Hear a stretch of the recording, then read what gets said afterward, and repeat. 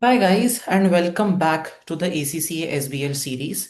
Today we are going to talk about something that sits at the very heart of modern leadership, and that is data analytics. I'm sure whenever you go online, you will see at least one ad which recommends you to take up a data analytics course and how it will completely change your life. Now, truth be told, most of the people who are telling this to you online through good looking or not so good looking celebrities or whatever we call them on Insta, they don't know the first thing about data analytics, because again, these are not the right kind of people to learn data analytics from. But data analytics as a field is brilliant. It is something, which will open your vision in a way that you have not even imagined. And when you think of leadership, we often imagine strategy, people management, vision. But in today's world, leadership also means being able to interpret and act on data, right? That is something which was hitherto, based on hunch or all of these items. But right now, the whole idea of leadership centers on data. Data isn't just a number on your dashboard anymore. That you it's evidence that tells you what is working, what is not working, where is your organization heading. In this session, we'll understand how data helps strategic business leaders make smarter decisions. We'll talk about how Indian companies like HDFC Bank, Reliance, Infosys, HUL use data on a daily basis to shape strategy. And we'll also connect this directly to what ACCA examiners expect you to demonstrate in the SBL paper. Now, when we talk about data, see, data plays a very crucial role in how businesses are developing themselves and in the direction that they are taking. In the past, decisions were often made by intuition or experience, that is the gut feeling approach. But today leadership has evolved. It is no longer about having just experience, it's about combining that experience with data driven insight. Take Reliance Retail, for example. They don't decide which products to sell in which cities based on instinct. They analyze data from millions of transactions. What's selling in Nagpur may be completely different from what's trending in Pune. Their data tells them when customers shop, which categories perform best during festive seasons, and even how weather affects footfall. Now, imagine being a board member at Reliance. When a proposal comes up to expand into a new city, you wouldn't just ask, do we have the money? You'd ask, what does the data say? And this is exactly what the SBL paper will also test: your ability to make decisions backed by logic, evidence, and analysis. When we think of sales analysis as the foundation of data driven strategy, at a first glance, sales analysis sounds simple. You look at your revenue trends and see whether they are going up or down. But the true leadership will ask why. For example, Asian Paints doesn't just track total sales. They go micro. They study which shades sell most in which regions, how monsoon affects paint purchases, and which type of customers prefer premium versus economy products. This allows them to plan promotions, launch region specific colors, and manage dealer incentives far more effectively. Globally, Starbucks does the same. It uses point of sale data to determine when drinks are most popular by time of day. That's why you will see different offers in the morning, different offers late evening. In your exam, if a case study gives you data on sales by region or product, don't repeat the numbers, interpret them. Ask, what story are these numbers trying to tell you? You'll also have to do a cost analysis, and there as well, data will come in very, very handy. See, everyone knows cost, but very few people understand what costs are. Traditional accounting systems would allocate costs very broadly. But when you think of something like activity based costing, that is where, a deeper analysis of cost drivers and cost pool comes into play. An automotive supplier in Pune, for example, is struggling with profitability. Their overall numbers look fine, but when they implemented ABC, it is activity based costing, they discovered that one small customer was demanding many last minute changes and urgent deliveries. This client represented only 5% of sales but consumed nearly 25% of their logistics and overtime cost. So, by renegotiating terms with the client, he was able to improve his margins, right? And that's what data analysis does. It uncovers certain hidden truths. Globally, airlines also use a similar technique. They break down route costs, fuel cost, maintenance cost, and use that data to decide which routes to keep and which to cancel. In your exam, if a case study says profits are falling, use ABC as your reasoning. Perhaps high level customers are consuming disproportionate overheads. Okay, so that will help you to allocate your resources and plan in a better way. The same thing goes for customer analysis also. Okay, it helps you to understand not just who buys your product, but why, how often, and what keeps them loyal. Take Zomato or Swiggy. They don't treat every customer the same. They segment users using what we call RFM, recency, frequency, and monetary value. This is a very business specific term. It's not there in your syllabus. I'm just telling you. So frequent high users get loyalty benefits or early access to discounts. This not only improves retention, but also helps the company decide where to spend its marketing budget effectively. Now, globally, what Amazon has done is they've pioneered a concept where the customers who bought this also bought that wala principle, ठीक which is powered by advanced recommendation algorithms built on data from millions of shopping behaviors. So, if in an exam, if they have asked you how a business can improve marketing ROI, you have to write analyze customer data to identify high value segments and reallocate budgets towards retention, not necessarily acquisition. That is, what will show the kind of thought process you have, which a leader needs to possess. Now, no discussion of data analytics can be complete without discussing big data. Now, if I were to ask you what is big data, and if you were to give me a BCom chap answer saying, Arey, big data is data which is big, you would be right. Big data is data which is big. And it is something, which is so humongous, so huge. And it's an approach which basically looks at the data, tries to analyze trends and relationships, and helps in predictive behavior, right? There is something that we call as the 5 V's: volume, velocity, variety, veracity, and value. Swiggy and Zomato process millions of transactions every day. That's volume. These orders come in every second. That's velocity, V, speed. Each order brings structured data and unstructured data. That's variety. Okay. Structured data is price and time. Unstructured data is customer reviews. But not all data is perfect. Some reviews are fake or incomplete. That's veracity, truthfulness. And finally, all of this data must produce an insight, faster deliveries, better recommendations, and that is value. So when you hear the term big data, don't imagine giant servers. Imagine real-time decision making, right? It's about using the data, a large quantity of data which is coming in every minute, or which contains structured and unstructured information, and not all data is perfect. You will have to check the data for truthfulness, right? Now, when you are looking at big data, you will have to understand where does data come from. Of course, there is traditional internal data, which is basically your internal transaction records, frequency of swiping, frequency of sale, number of units sold, when is it sold, operational metrics, financial performance of each category of the product, financial performance of the company as a whole, customer purchase history, and inventory movements. And of course, today that is not the only data you look at. You look at social media impressions. You look at the conversations that your product is sparking on social media. Is the public at large in support of it, or are they dissing the product? Are they clicking on the ad for that particular product? Which image are they clicking on? Which image is not working with them, not resonating with them? All of this you will understand when you are doing big data analysis. When are visitors visiting when are people visiting your website? What is the review and rating for each of the product? Then what are the trending topics when it comes to search engines? And that will help you to, push your product that way. That is search engine optimization. And then location based mobile data. People in which city are ordering which item. This expansion from internal to external data sources provides organizations with a 360-degree view of their market environment, enabling more informed strategic decisions and deeper customer understanding.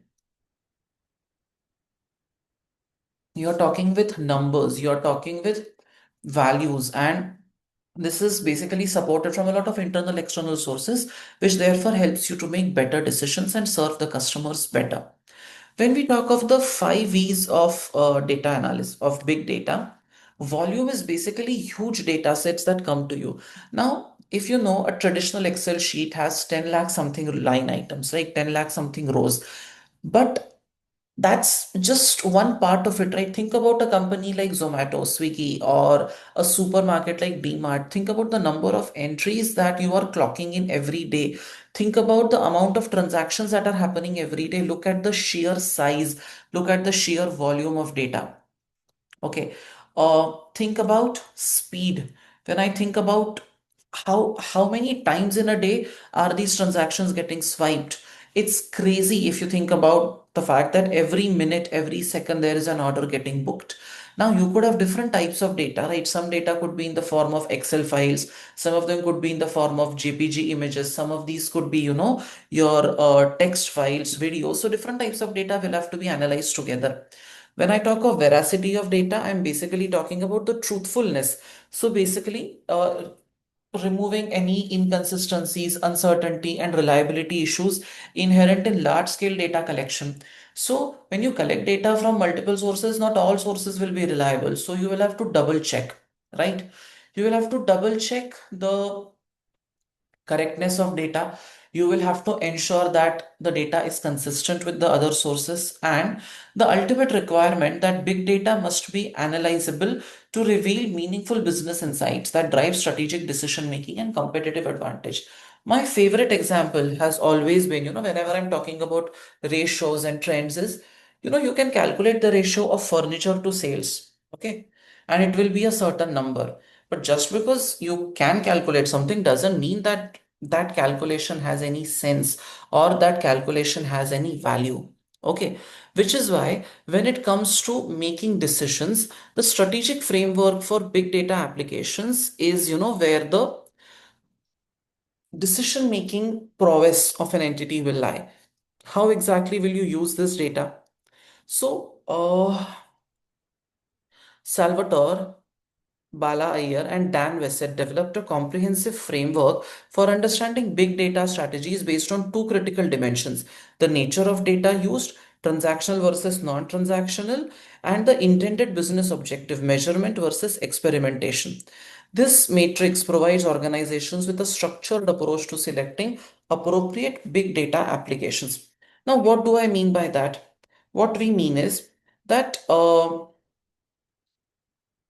when it comes to data analytics, when you should know for what purpose is a particular project launched. Has it, or what is the intended objective? Is it to actually measure the outcome, or is it to experiment with the, is it just to conduct a social experiment wherein you are trying to check the acceptability for a particular product in the market, right?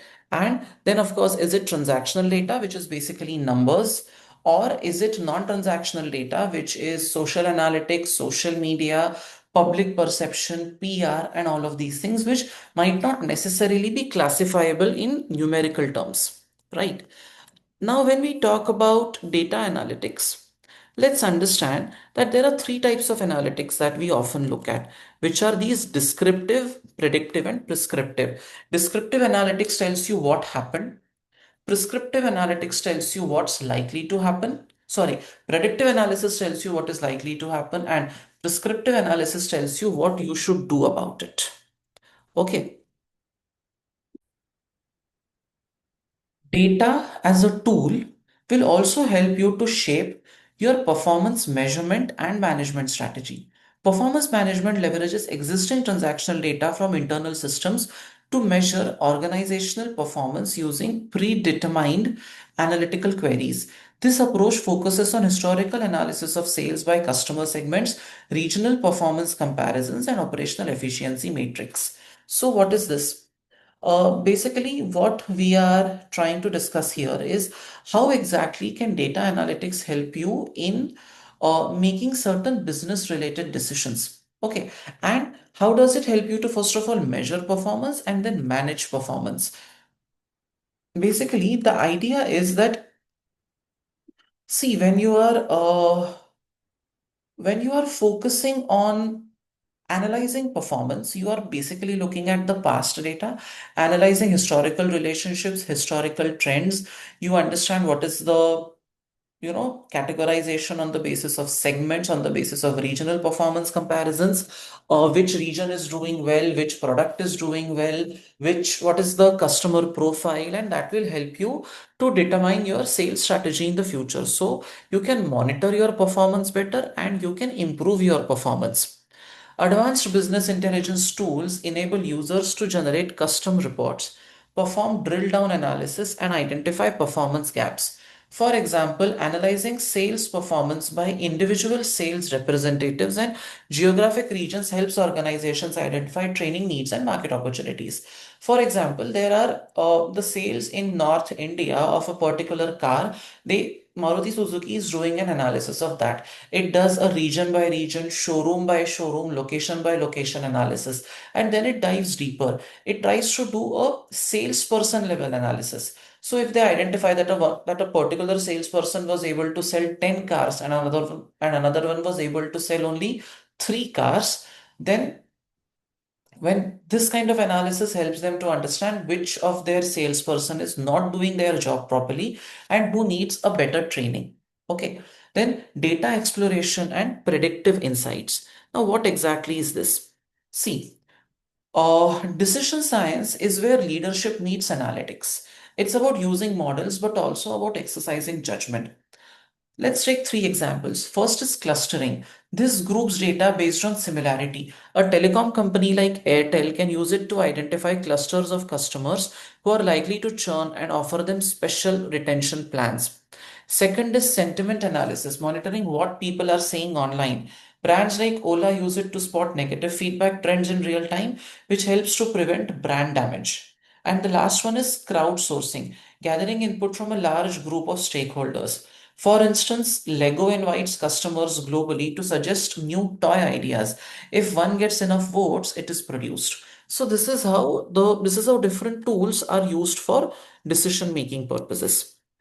There are privacy concerns, where customers might feel that their buying choices, their browsing history is being used by others, and they might feel that it is an intrusion of their privacy, and that could lead to a separate set of challenges altogether. Then you could have behavioral grouping. It discovers common behavior among people with similar demographic or psychographic attributes, enabling targeted marketing strategies. Which group of customers, goes out and buys a chocolate brand, or which group of customer goes out and buys, for example, something like a protein bar, and what are their buying habits. And so you will send more and more protein bar ads to those people. So that's basically behavioral grouping. And the social analytics part basically analyzes your behavior from it basically tracks your digital presence. Okay. The first part is awareness, measuring content exposure through metrics like video views, post impressions, and brand mention frequency across social media platforms. Today, I think social media has become, an inseparable part of your marketing strategies and marketing campaigns. When you're talking about, so there is something which people these days call pre-buzz. So if a particular product has generated a good buzz in the market, then that means more and more people are aware of it. If people are tagging you for a particular product on social media, I think that increases the imprints that your product gets, and more people know about it. You see that in film promotions. Several years ago, there was a movie called Lipstick Under My Burqa. And for that, what the producer had done was she made all the actors she knew put a post holding a lipstick in their hands. And when so many blue tick verified accounts put up these posts, naturally more and more people become aware of the presence of that film. Then engagement is tracking user initiated activities, including page visits, comments, likes, and time spent interacting with brand content.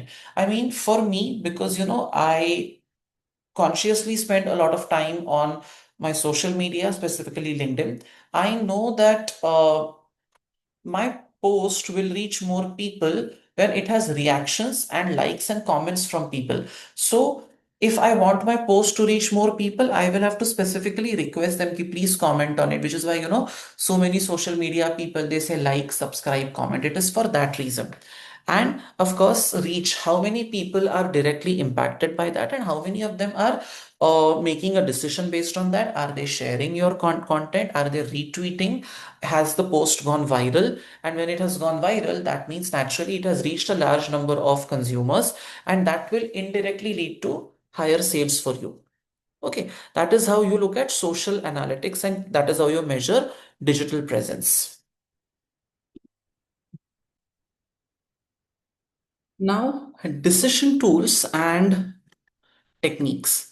We already spoke about crowdsourcing. We spoke about sentiment analysis, looking at the mood on social media. Political parties will definitely use that in order to help them in their political campaigns at the time of elections. Textual analysis is systematically examining narrative content and visual images to extract meaningful insights about customer opinion and market trends. Reading customer feedback, looking at the photos they have posted to understand what exactly do they think about a particular product. When you see something trending on Twitter, that is primarily the mood of a decent chunk of citizens online. So that could help you to understand what are people feeling about a product, or what is their sentiment, their feeling at a particular point in time, and that will help you to make decisions. Now, please understand that when we talk about these decision science and tools, now, they are not science in the way science is often understood, like physical sciences. There's a lot of sentiment, there's a lot of emotional aspect that is often attacked through all these, data analytic tools will give you the mood of the nation, and then you can attack and get the output that you always wanted. But when it comes to big data implementation, there are quite a few challenges also when it comes to big data implementation. For example, data quality issues. Underlying data may be inaccurate, outdated, or from unreliable sources. Multiple data streams require consistent monitoring and validation to ensure reliability, though some accuracy may not significantly affect trend analysis. When we talk about underlying data, see, if there are different files, okay, some files are in CSV, some are in Excel, some are in Word, some are in PDF, which is not readable through OCR, some of it is in JPG. Now, bringing it all together for the purposes of monitoring might be a very difficult task. And in that process, the underlying data quality might get impacted. Okay, if it is from unreliable sources, then naturally it leads to a far deeper impact. If you cannot verify the truthfulness of data, then making decisions on that data could be erroneous.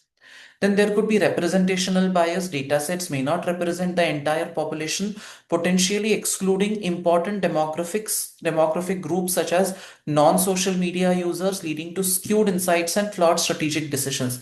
See, maybe 40% of your consumer base actually talks about the product on social media. The remaining 60% also have a feedback about the product, but they are not voicing it on social media like a certain section of the population, which is why you might end up ignoring these people, and you might end up making the mistake of thinking that it is only those people who write it on social media, only their opinions are worth trusting, or it is only these people who have an opinion. But it is quite possible that the people who are reacting on social media are merely 5% of the population, and remaining 95% does not even talk about it. They quietly shift to another product. So that issue could be there. Then spurious correlation analysis may identify coincidental relationships between variables rather than true causal links. Organizations must exercise caution and skepticism when using correlation for predictive purposes. One example that I read in a book called Freakonomics, it's a very interesting book, by the way, you should read it. That book spoke about, in a very small example, is like find the correlation between uh, temperature and, sorry, find the correlationship between deaths by drowning and sale of ice cream. Now, these two things, see, both of them have a positive correlationship, by the way. When deaths, when ice cream sales increase, deaths by drowning also increase. Now, the two don't have a connection. One is not the cause of the other, one does not trigger the other. But the basic idea here is that, see, when there is an increase in temperature, more and more people go for swimming. And when more and more people go for swimming, there are deaths by drowning. Point one. And when the temperature increases, what happens? When the temperature increases, then again, uh, sale of ice cream increases. So both of these are caused by the increase in temperature. So there is no correlationship between sale of ice creams and rising temperature, so to say. But if you want to draw a correlationship, it can be drawn between any two items for that matter. Doesn't mean that one influences the other. And then there are privacy and security concerns. Large personal data repositories raise significant privacy concerns. It's funny how people themselves share data on social media, and then when someone accesses that, they have a problem. People overshare, and then you are the culprit because you used it. But that being said, data security, data privacy are major concerns in today's day and age, and hence it should not be taken lightly. The three pillars of data analytics are descriptive, predictive, and prescriptive analysis. What is descriptive, what is predictive, and what is prescriptive? Descriptive is it tells you what happened. For example, take Tata Motors. Their descriptive analysis might show that SUV sales rose by 15% last quarter. Predictive models might forecast that this trend will continue as rural incomes increase. Prescriptive analysis is basically tells what you should do about it. And what is predictive analysis? It tries to tell you what is most likely to happen. Okay, so whenever you're looking at data and you're trying to analyze that data and try to build sensible correlationships, successful data analytic initiatives begin with specific actionable business questions that directly support strategic decision making. What are these? It is basically an understanding of which products or customers generate the highest profitability, which product drives the growth of your business. Can we predict the sales pattern better? Can we use the past data of split of customers by region, by uh, choice, by gender, by age, and can that help us to make better decisions about which products to send in which particular area? Then at what price point should new products launch to maximize profit margins? How much revenue loss occurred because of fraud, errors, so on and so forth. So, analytical tools will help you in quite a few cases.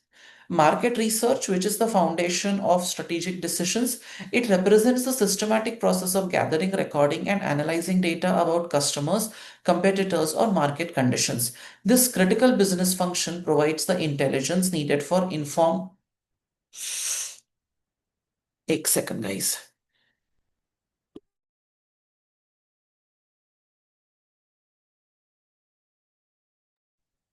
You see, law of attraction. So many times I keep on giving an example in my SBR class that I spilled coffee on my laptop and it got impaired. I just spilled so much coffee. Luckily, not on my laptop, but right next to my laptop. And now I'm thinking I should never use that example again. Anyway, forgetting that, when we talk of market research, what is market research? Market research is basically doing an analysis of the market before stepping into the market.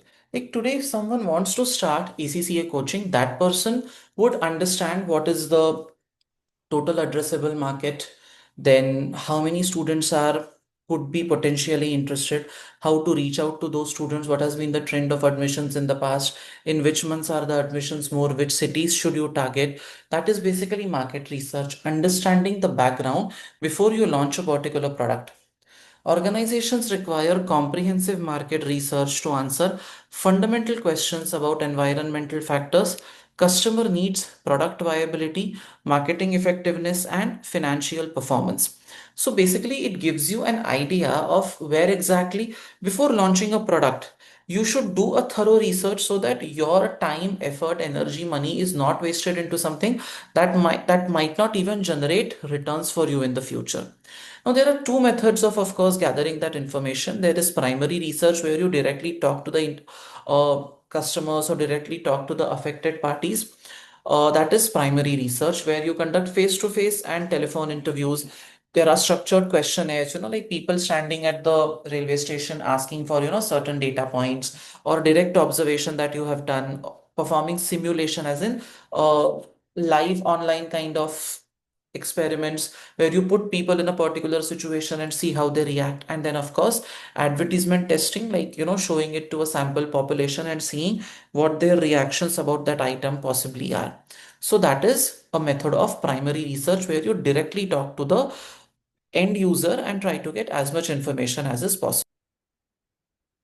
Secondary research, on the other hand, is using somebody else's data. Somebody has already done the field work, and you are using those numbers in order to perform your analytics. Basically, government statistical publications, internal company records, trade association documents, all of that.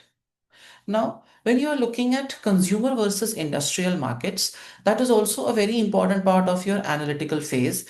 See, consumer goods are those which are directly sold to retail customers like you and me. Industrial goods could be machinery which is used to manufacture these consumer goods. So items like toothpaste, cosmetics, canned goods, these are consumer goods, whereas raw material for making these goods is these are industrial goods. And you will have to basically have that understanding that consumer markets target individual private people like you and me, whereas the industrial goods market will target corporations, companies, and bigger entities. They will be looking at capital goods where the ticket size is also very high as compared to individual consumers where the ticket size is pretty low. Okay, and while doing that, the customer behavior analysis framework will play an important role. So basically, what this framework does is it tries to understand the complex interplay between inputs, product information, behavioral determinants, personality and culture, perceptual reactions, processing determinants, inhibitors, and ultimate outcomes. Now, when we talk about customer behavior, what is the trigger? The trigger is, of course, the product information, the information that is fed into their minds through an advertisement or a PR stunt. Behavioral determinants are what are the aspects of their personality or culture which will drive the demand for a particular product or which will force them to buy. Say, for example, creating some sort of neon lighting during Diwali, or those lights basically which are used for lighting up houses. Now you know that if you show an advertisement for those lights and diyas and candles around Diwali, because of the cultural phenomena that is happening around them, people will be committed to buy the product. Then, so that is the culture part of it. Then perceptual reactions, how do people perceive, how do they view a particular item?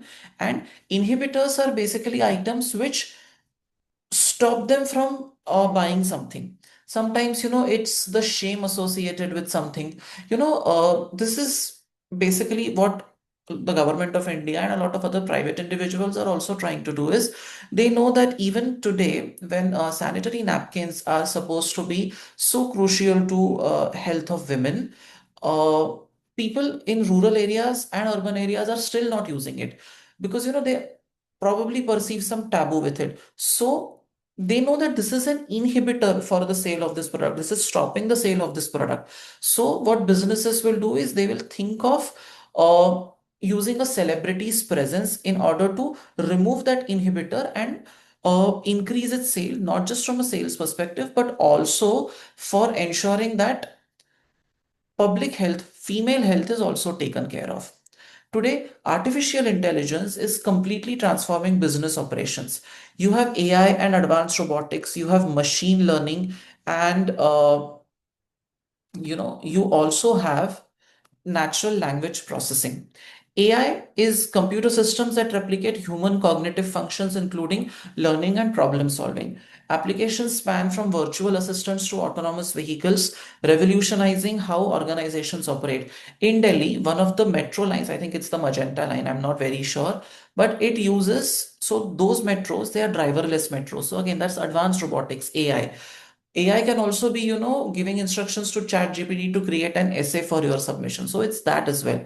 Machine learning is systems that make predictions and draw conclusions from historical data analysis using mathematical algorithms. You look at the past trend of a sale of a particular product, or you look at the past trend of admissions for a particular course, and develop that mathematical model, and use that mathematical model to predict the sales in the future. So that is machine learning. And natural language processing, advanced models that understand, interpret, and generate human text for applications, including translation, sentiment analysis, and automated content creation through GPT technologies. So, read the data. For example, somebody has put a post on LinkedIn and that person wants to respond to the comments.